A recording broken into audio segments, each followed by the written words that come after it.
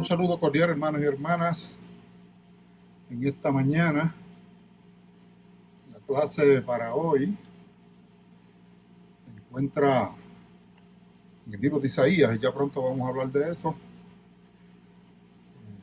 De que le habla el hermano Gamaliel Morales Santiago, miembro de la Iglesia Discípulos de Cristo Maná, ubicada en el barrio Cedro Arriba de Naranjito. Y la clase bíblica de hoy, como les dije, está ubicada en el libro de Isaías. Pero antes de entrar en los pormenores de la misma, vamos a leer el texto bíblico que nos va a servir de base para este análisis y esta reflexión. Hay dos textos propuestos en la clase. El primero está en el capítulo 61 del libro de Isaías y los versos del 8 al 11.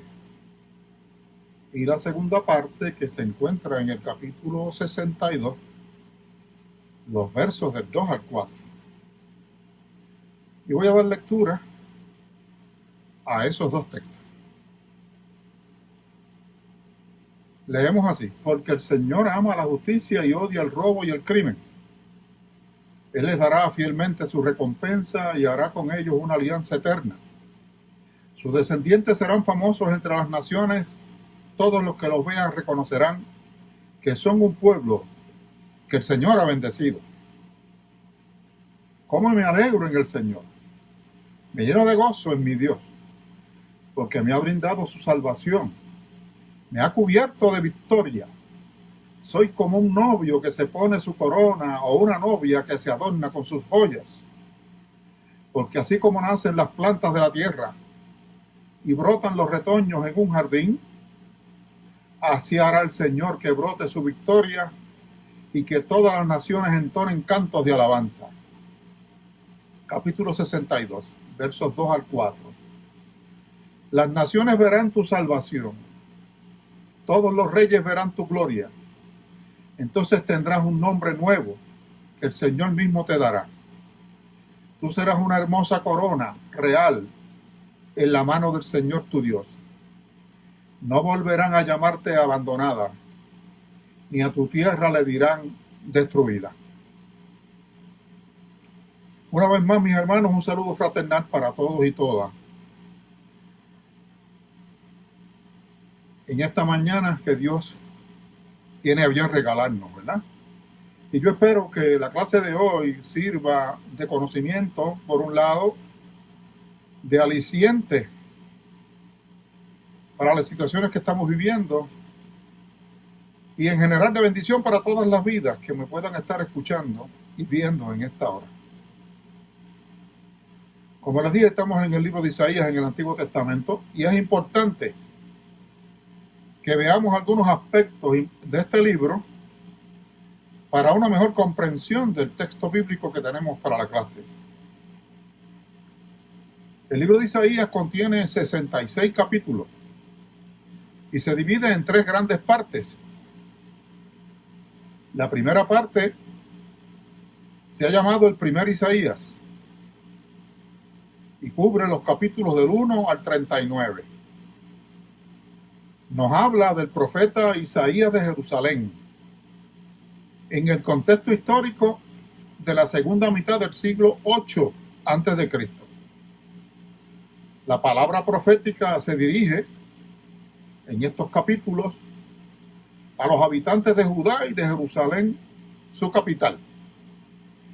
Nos habla de los reyes de Judá, contemporáneos al ministerio de Isaías, y de Asiria, que era la potencia mundial, el imperio dominante en ese momento. La segunda parte, que se llama también el segundo Isaías, o Deutero-Isaías, que cubre los capítulos del 40 al 55, nos encontramos con un contexto histórico distinto al contexto histórico de los capítulos 1 al 39. Allí se habla de Ciro, que era rey de Persia, en la segunda mitad del siglo VI. En esta parte se invita a los israelitas a salir de Babilonia y a volver a Jerusalén. Estamos pues en la época del destierro, unos 150 años después del ministerio del profeta Isaías de Jerusalén. Y este grupo se pregunta en el destierro, ¿es Yahvé incapaz de lograr lo que promete? ¿Es Yahvé fiel y guardará su promesa? ¿Se ha rendido Yahvé? ¿Nos ha abandonado? El tercer Isaías, o también llamado el trito Isaías, que cubre los capítulos 56 al 66, y también tiene otro nombre este libro, se le llama el libro de la consolación, está dirigiéndose a gente que ya no está en el exilio. Se acerca a los mismos temas y contesta las mismas preguntas. Dice aquí que no se ha cortado la mano de Jehová para salvar, ni hace agravio su oído para oír. Así que tenemos al pueblo de nuevo en Jerusalén, luego del regreso del cautiverio babilónico. Muchos exégetas admiten que esta parte pertenece al periodo del 539 al 460, es decir, siglo VI y siglo V antes de Cristo. Estos exiliados, en el tercer Isaías, han vuelto a Jerusalén y se han encontrado con obstáculos que para ellos han resultado en una crisis de fe. Los antiguos exiliados han vuelto a Jerusalén después del largo exilio, que ha retado su fe en Yahvé.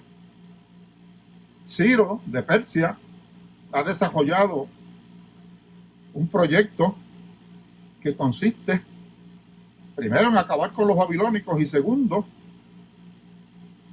que todos los que habían sido cautivos regresaran a sus tierras de origen. Y eso pasó con los israelitas. Él le permitió regresar a Jerusalén, inclusive le dio dinero para que reconstruyeran el templo, una historia que uno puede encontrar en el libro de Nehemías y en el libro de Esdras. Esta parte, entre otros temas, y me refiero al tercer Isaías, trata dos asuntos fundamentales: la justicia y la salvación. Y de hecho, la clase de hoy lleva por título El Señor ama la justicia. Entonces,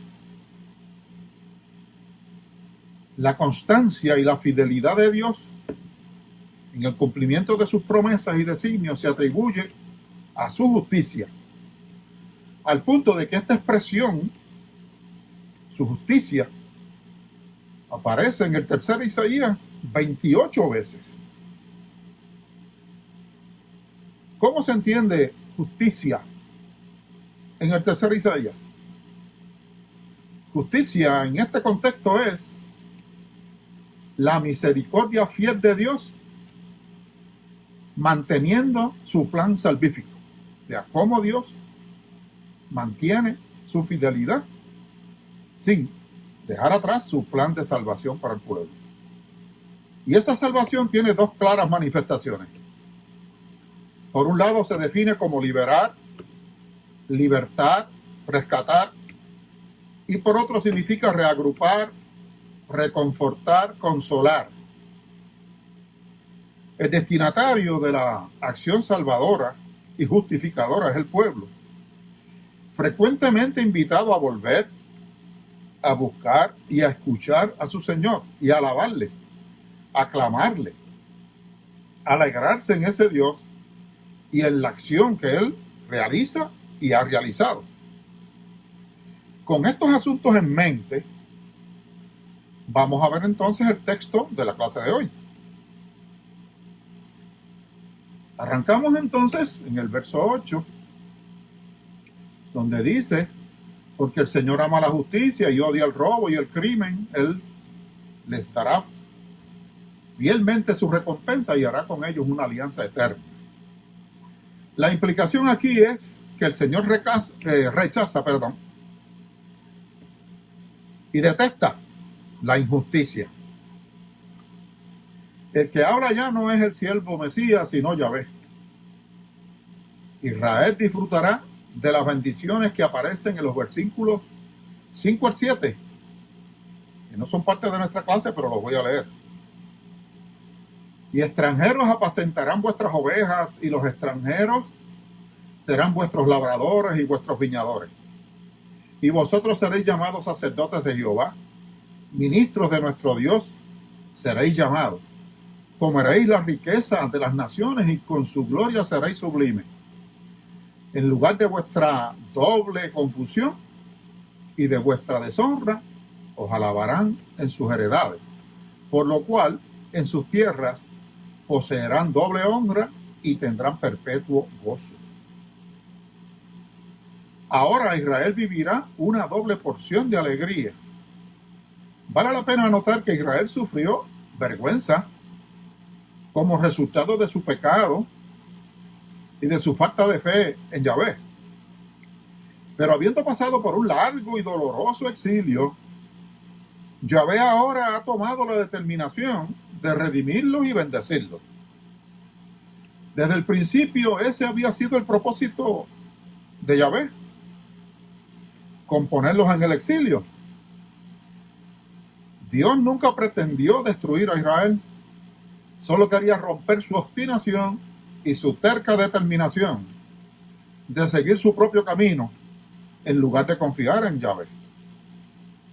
Ahora Yahvé le dará a Israel su recompensa, le dará su premio. Es decir, le va a dar todo lo que Israel se merece. Y haré con ellos una alianza eterna, un pacto. Es un acuerdo entre dos partes. Básicamente un contrato legal. Un pacto suele describir lo que se requiere de cada lado y los beneficios que cada lado podrá disfrutar. Pactos humanos pueden incluir de todo. Es un simple acuerdo entre dos personas o un acuerdo entre dos o más naciones. En el mundo antiguo, pactos eran acuerdos legales y la gente que entraba en un pacto lo solía ratificar con un juramento. Por otro lado, cuando en una relación entre dos lados de poder era desigual, el lado más poderoso estaba en condiciones de determinar o de ejercer influencia sobre las condiciones de ese pacto. Según esta realidad, Dios siempre inició pactos con personas y estableció sus condiciones. Sin embargo, no como la gran parte de los pactos humanos, donde las condiciones favorecen al más poderoso. Ahora bien, los pactos entre Dios y los humanos generalmente eran mucho más generosos para los humanos, aunque Dios era la parte más poderosa del pacto. Veamos esto un poco más detallado en el Antiguo Testamento. El primer pacto lo estableció Dios con Noé, o uno de los pactos con Noé, y prometió: no fenecerá ya más toda carne con aguas de diluvio, ni habrá más diluvio para destruir la tierra. El próximo pacto lo inició Dios con Abraham. Dios exigió que Abraham dejara a sus padres y fuera a la tierra que Dios le mostraría. A cambio, Dios prometió hacer de Abraham una gran nación y bendecirle, y hacer de él una bendición para todas las familias de la tierra. Y aunque en este contexto la palabra pacto no se utilizó en ese trato, sí conlleva todas las marcas de un pacto. Dios estableció lo que Abraham tendría que hacer y lo que Dios haría con Abraham. Más adelante Dios pactó con Abraham darle la tierra desde el río de Egipto hasta el río Éufrates. Y aún más tarde Dios pactó con Abraham hacerle padre de multitud de naciones. Aunque Abraham ya era viejo y no tenía ningún otro hijo, solo Ismael, su hijo, con la esclava Agar. Como parte de ese pacto, Dios prometió darle a Abraham la tierra de Canaán.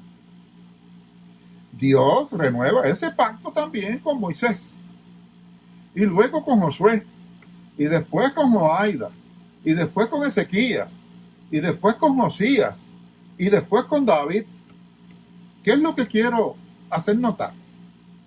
Que cuando Dios determina hacer un pacto eterno con Israel, lo que hace de verdad es renovar la relación pactada desde un inicio y que ya había existido durante siglos. Verso 9 nos dice: sus descendientes serán famosos entre las naciones. Todos los que los vean reconocerán que son un pueblo que el Señor ha bendecido. Esto implica que Israel seguirá siendo una nación distinta y que las otras naciones del mundo conocerán su distinción. Todos los que los vean reconocerán que son un pueblo que el Señor ha bendecido. Esto es un gran cambio con respecto al versículo 1, en el que se describe al pueblo de Israel como humilde, de corazón roto y cautivo. Ahora el profeta promete que el mundo verá a Israel como el bendito de Dios. Israel será testigo de que Jehová les ha bendecido. Entonces las naciones de la tierra se harán cargo de la lealtad de Jehová a través de la existencia y la prosperidad de Israel. Yahvé no solo ama a Israel, sino que ama a todas las naciones del mundo. Las promesas y bendiciones del pacto se ampliarán para incluir a toda la humanidad. Pero para disfrutar de las bendiciones de Yahvé, primero deben llegar a conocer su lealtad para poder abrazarle. En el verso 10 leemos: cómo me alegro en el Señor, me llenó de gozo en mi Dios, porque me ha brindado su salvación, me ha cubierto de victoria. Soy como un novio que se pone su corona y una novia que se adorna con sus joyas. Los versos 8 y 9, en esos versos 8 y 9 ha sido Yahvé la voz cantante. Pero aquí tenemos una nueva voz. ¿Pero de quién será? ¿Es la voz del siervo Mesías, que era la voz de los versículos 1 al 7? ¿O será la voz de Sión, versículo 3, que bendecirá al Señor? Aunque no podemos contestar esta pregunta con seguridad, es probable que el que habla sea Sión, Israel, el pueblo de Dios, al que él va a bendecir. El pueblo de Israel se regocijará en su relación con Yahvé, que se mostrará fiel con él y generoso.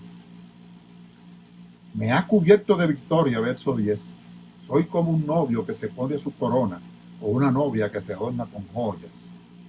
La imagen aquí es la de los participantes de una boda, vestidos con bellas prendas de boda y adornadas joyas también. El lenguaje figurado del novio y el esposo se utiliza en la Biblia, a menudo para describir al Mesías, mientras que el lenguaje figurado de la novia o esposa se utiliza para describir al pueblo de Dios, incluyendo la iglesia, porque nosotros y nosotras, los cristianos, también podemos vestirnos de la justicia de Cristo cuando creemos en Él. Los que han asistido a una boda en algún momento entienden que prendas como estas tienen el poder de transformar la apariencia tanto del novio como de la novia. El novio, que anteriormente no hubiera recibido una segunda mirada, ahora se ve guapísimo. Y la novia, que anteriormente no hubiera recibido una segunda mirada, ahora se ve hermosa. En este caso, las prendas que prometen conceder esta belleza para Sión son dos: la prenda de la salvación y la prenda de la justicia. Estos son dones de Dios. Estos dones es imposible comprarlos, aún para la persona más adinerada. Confieren una belleza que solo se adquiere si tenemos una relación seria y íntima con Dios. El verso 11, porque así como nacen las plantas de la tierra y brotan los retoños en un jardín, así hará el Señor que brote su victoria y que todas las naciones entonen cantos de alabanza. Nosotros, que año tras año presenciamos el milagro de la primavera, nos maravillamos ante la belleza de las hojas cuando empiezan a reemplazar y a reponer las que se han caído de los árboles. Y también nos maravillamos ante las flores que brotan de ellos. Nuestros corazones se alegran al ver la multiplicidad de flores que salen de las plantas de tomate, de las plantas de habichuela, de las plantas de gandules, de las plantas de ajíes dulces, de las plantas de guayaba, de los limones, de las naranjas, etcétera, dándonos un indicio del cuantioso fruto que vendrá. Frutos maduros que sostendrán y saciarán nuestra hambre. Asimismo, como en la primavera, Dios hará brotar justicia y alabanza en Sión en presencia de las naciones. La belleza de Sión y el milagro de su justicia y de su alabanza serán testimonio de la lealtad de Yahvé para las naciones. El segundo texto de nuestra lección está en Isaías 62, 2 al 4. En su exilio, el pueblo ha acusado a Dios de esconderse. Lo acusaron de guardar silencio. Los exiliados se sentían abandonados de Dios mientras sufrían un largo exilio que parecía no tener fin. Ese exilio, de hecho, duró casi 150 años. 50 años. Por eso es fácil ver porque estas personas pensaban que Dios había guardado silencio. No había dicho ni una sola palabrita de redención. No obstante, su exilio tenía un propósito. Y Yahvé esperó hasta que ese propósito se cumpliera. Ahora eso ha ocurrido. Y Yahvé promete vindicar a su gente, justificarla y restablecer su buena reputación entre los pueblos del mundo. Esa vindicación será muy visible, como una antorcha. La vindicación del pueblo de Dios será un acto público. Yahvé actuará y las naciones verán la justicia de su pueblo. Reyes observarán la gloria del pueblo de Dios y Yahvé le dará a su pueblo un nuevo nombre. La Biblia nos habla de nombres y lo que sucede cuando le ponemos un nombre a alguien o le cambiamos el nombre. En el mundo judío, dar un nombre a una persona o cambiarlo tenía un cambio en su carácter. Por ejemplo, en la Biblia tenemos que Abraham se convirtió el nombre en Abraham y que Jacob se convierte en Israel y que Simón se convirtió en Pedro y que Saúl se convirtió en Pablo. Yahvé promete darle a esta gente un nuevo nombre, pero no dice cuál es. Es el símbolo de una intimidad más estrecha con él y de su consecuente carácter más santo. Y serás corona de gloria en la mano de Jehová y diadema de reino en la mano de Dios tuyo. Yahvé concederá sobre el pueblo de Israel los adornos de la realeza, una corona de gloria y una diadema de reino. Una diadema es algo que la realeza usa para adornarse la cabeza. El profeta describe el pueblo restaurado de Dios como una corona de gloria y una diadema de reino en manos de Dios.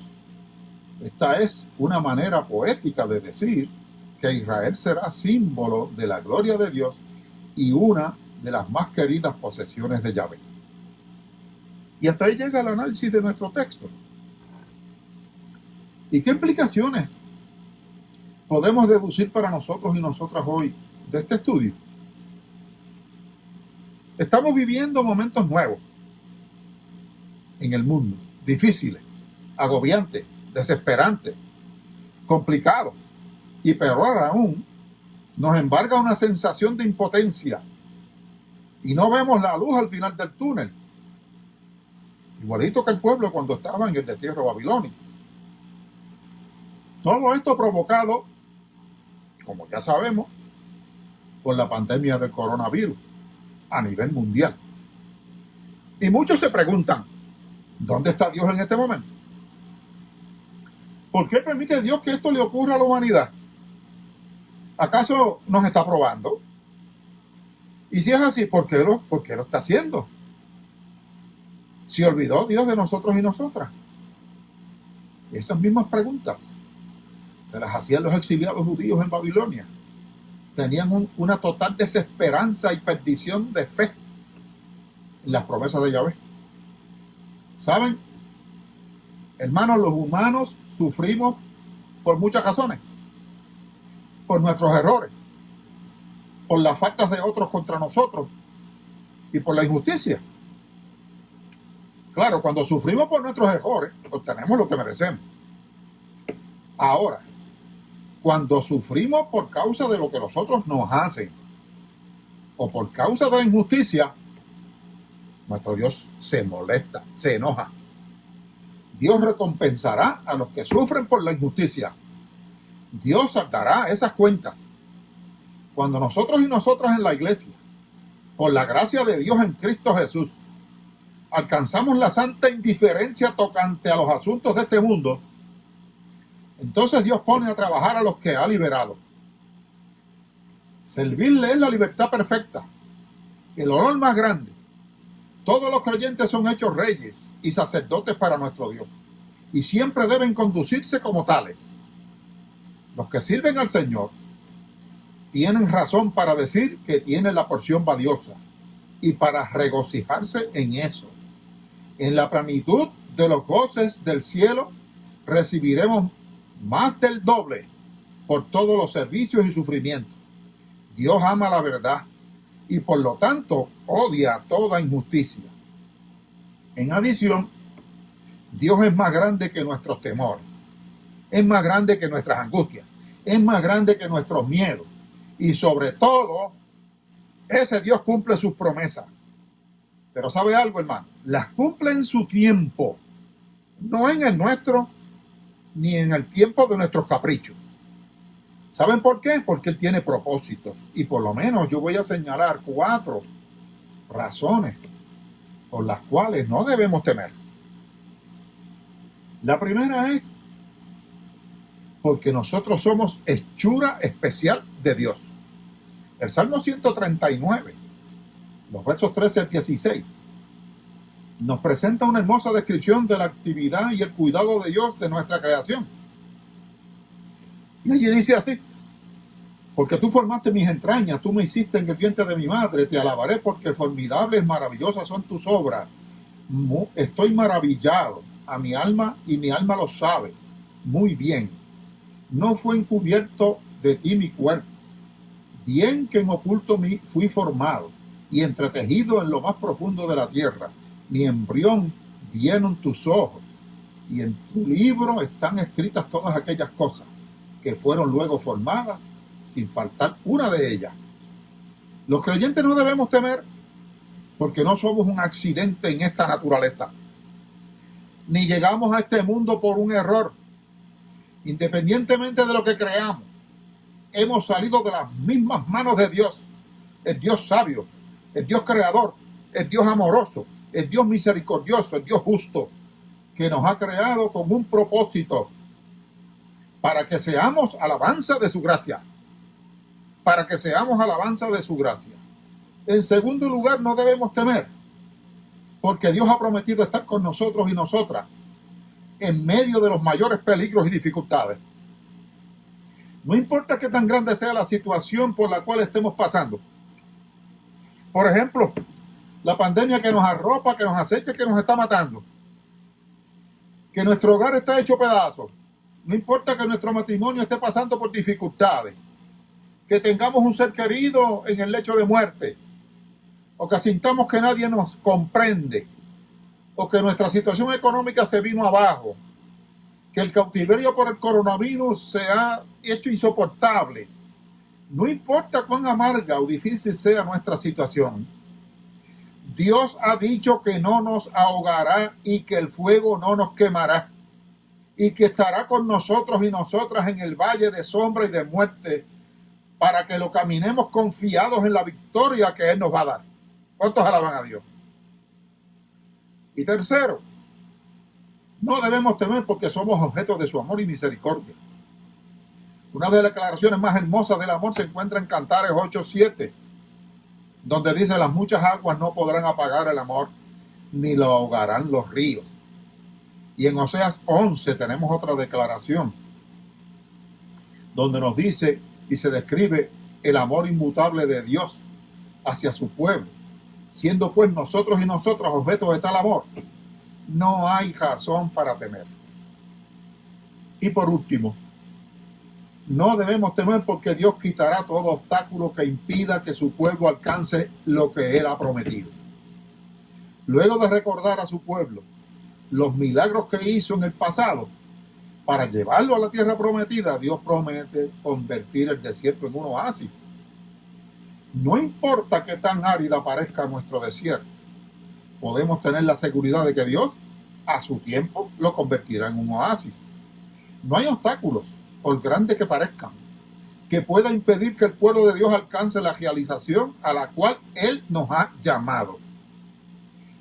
En esa gran verdad descansa nuestra fe, nuestra esperanza y nuestra salvación.